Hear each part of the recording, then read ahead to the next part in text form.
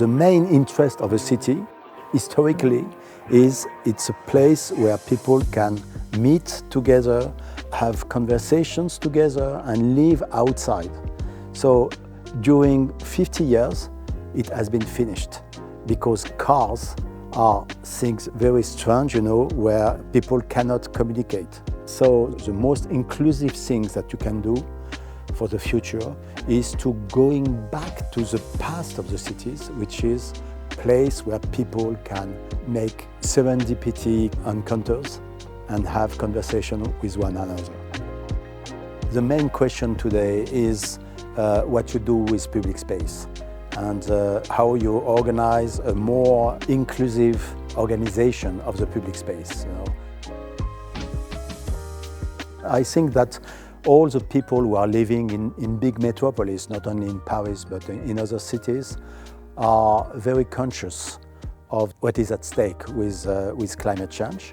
And I think that what you can do is to give people the tools to be part of the change. There is an experiment now in Paris called Paris 50 degrees, because we know that in 2050 or 2060, the city will be confronted to this kind of temperatures. So this big challenge has two phases. The first one is how to adapt the city to the climate change. How do you refresh the city? How do you green the city? And how you can manage the water and water places in the city.